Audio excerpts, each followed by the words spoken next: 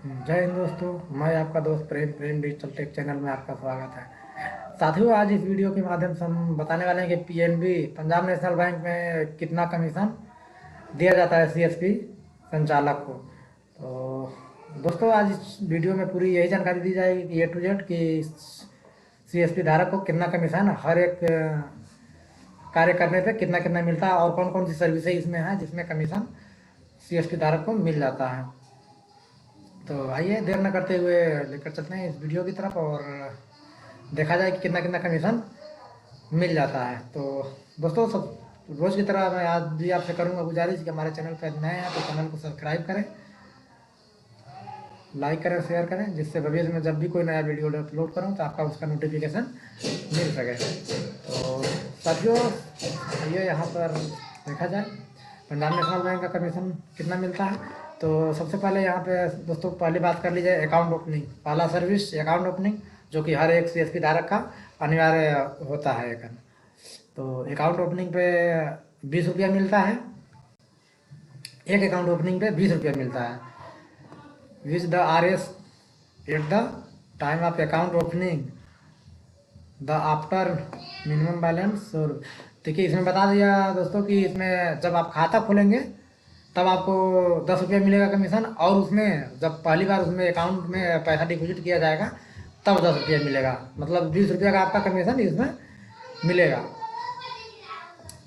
और RD account opening आज करते हैं आरडी, तो उसमें पर अकाउंट आपको 5 रुपये और रिन्यूअल फ्लैग पे 7 रुपये पर अकाउंट आपका दिया जाएगा आरडी पे। और वहीं बात कर लिया जाए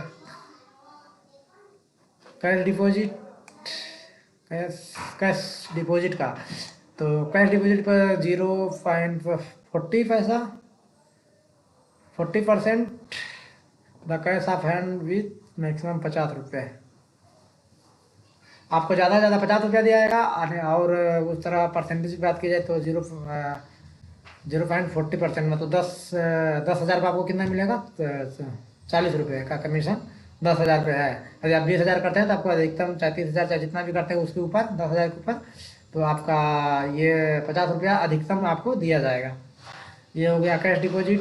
और कैश डिपॉजिट अदर बैंक में, तो उसमें 0.45%, मतलब 10,000 पे 25 रुपया, अधिकतम 12 रुपये। अधिकतम 12 रुपये, जहाँ तक आप मतलब 10,000 पे आपका 10,000 तक आपका 12 रुपये ही कमीशन मिलेगा। जहाँ तक आपका अधिकतम निकासी करते हैं तो 0.25%, मतलब करने का मतलब 2.5 रुपये। 1,000 पे 2.5 रुपये पड़ा है आपका। उसी हिसाब से आपका ये जोड़ लीजिए कि कहाँ तक आपका पहुँच जाता है। मतलब मैक्सिमम आपका 12 रुपये ही मिलेगा। 10,000 तक आपका 12 रुपये ही मिलेगा ज़्यादा ज़्यादा करते हैं तो। अब बात कर लीजिए कैश विड्रॉल का। कैश विड्रॉल का ही इसमें सेम ही है। कैश विड्रॉल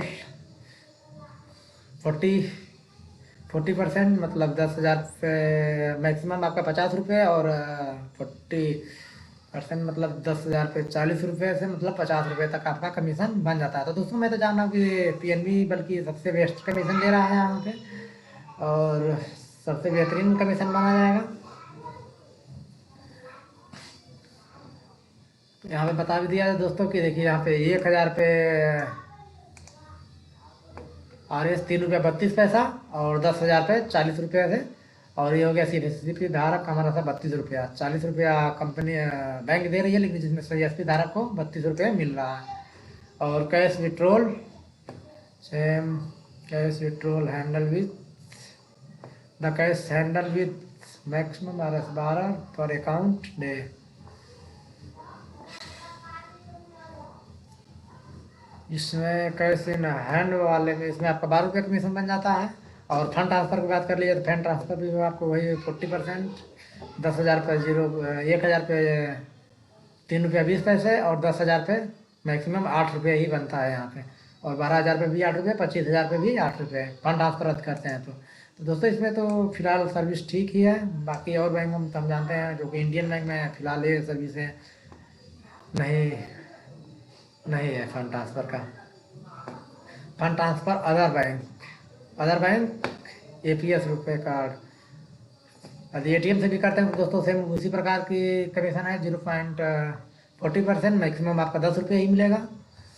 और IMPS की बात कर लीजिए तो IMPS भी 0.40% ही है, इसमें भी मैक्सिमम आपका 30 रुपये पर अकाउंट पर डे, मतलब एक दिन में आपका 30 रुपये ही कमीशन। अगर IMPS करते हैं तो आपका 30 रुपये मैक्सिमम, और कम करते हैं तो 0.40% का हिसाब से आपका कमीशन बनता है।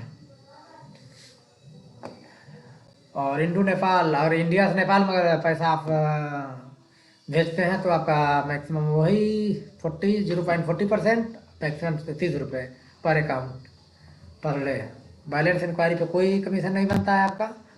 Balance enquiry other bank APS पे भी कोई रुपया नहीं बनता है, मतलब यदि बैलेंस इंक्वायरी आप चेक करते हैं, आप मिनी स्टेटमेंट देखते हैं तो उस पर आपका 1 भी रुपया का कमीशन नहीं मिलता है उसमें। और मिनी स्टेटमेंट, यहाँ पे मिनी स्टेटमेंट पे भी 1 भी रुपया आपका नहीं बनता है, यहाँ पे नील दिया है। और enrol for micro accidental death insurance PMSBY पे आपका 0.80 पैसा, मतलब 80 पैसा आपका एक PMSBY बीमा करते हैं आप तो आपका 80 पैसा एक अकाउंट एक इनरोलमेंट करने का आपका बन जाता है। और यहाँ पर JJBY की बात कर लेना, इनरोलमेंट पर इनरोलमेंट आपका 30 रुपये बन जाता है, और आपको मिलेगा जिसमें 24 रुपये। और इनरोलमेंट फॉर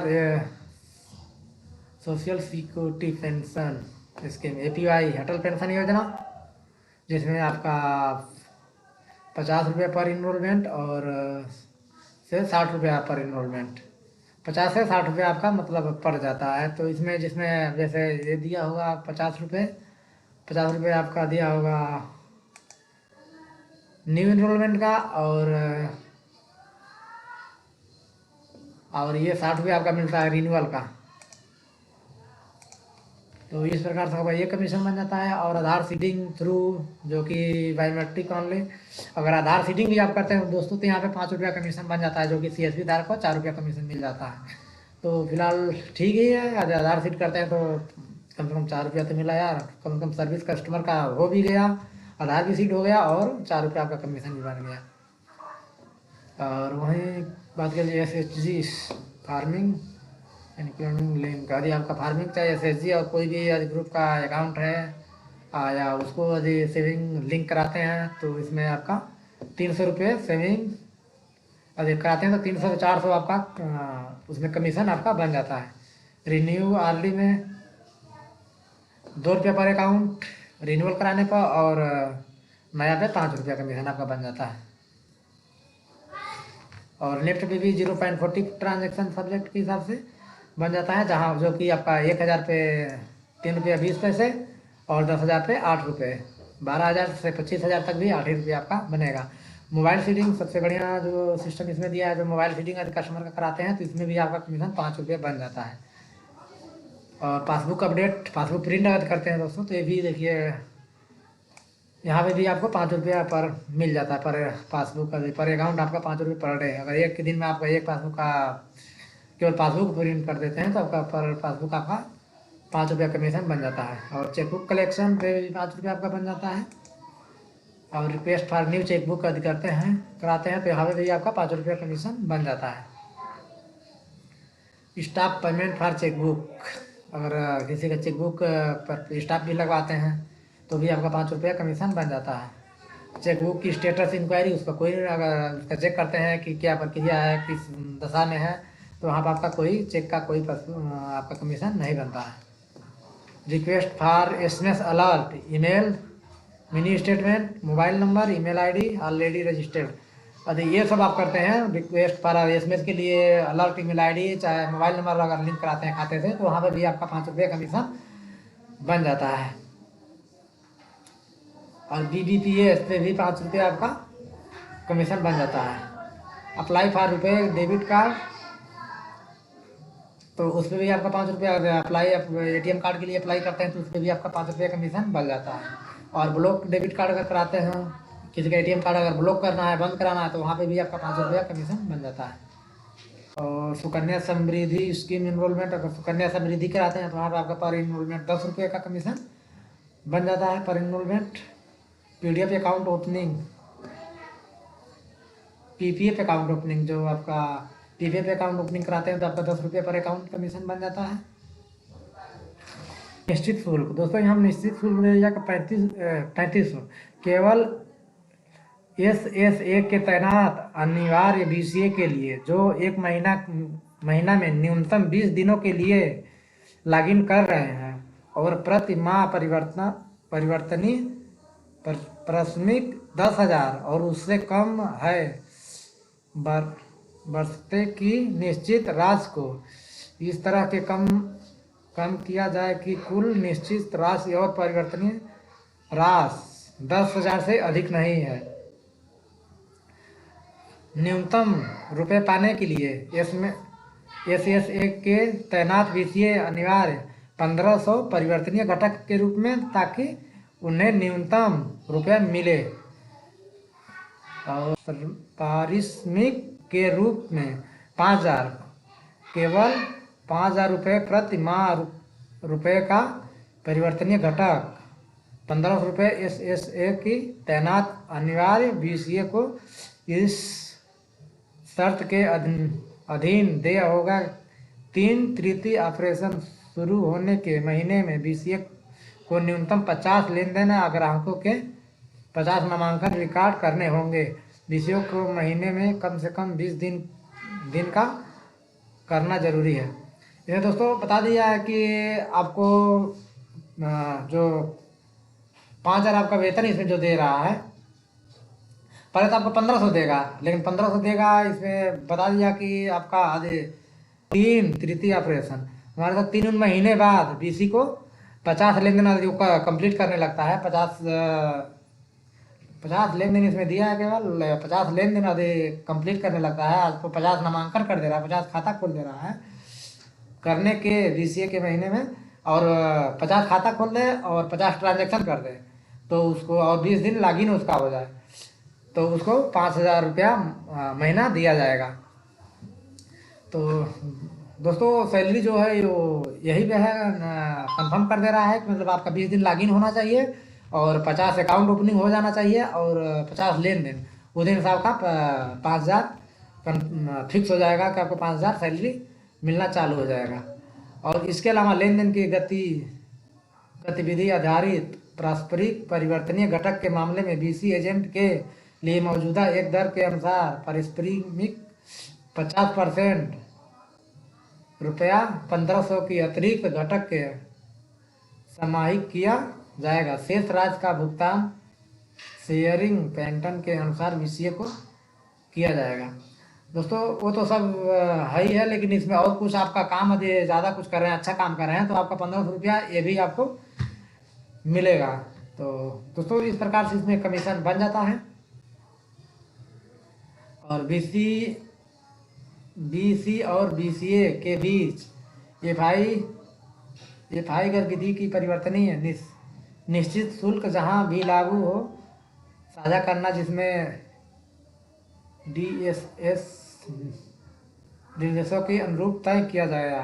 तो दोस्तों इस प्रकार से मतलब कि कुछ उसमें जो कि कंपनी का भी कमीशन बनता है, तो कंपनी का भी कमीशन इसी में काट कर उसके बाद आपको जो आपका कमीशन बनेगा उसको आपको शेयर किया जाएगा।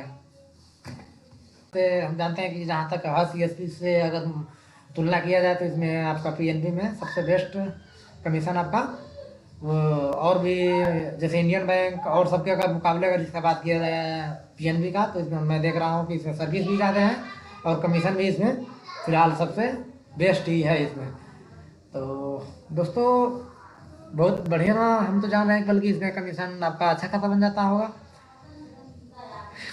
तो दोस्तों इसी प्रकार की इसका कमीशन स्ट्रक्चर था, आपने पूरा वीडियो देख ही लिया होगा। तो फिलहाल फिर मिलेंगे नेक्स्ट वीडियो में, तब तक के लिए बाय बाय, जय हिंद।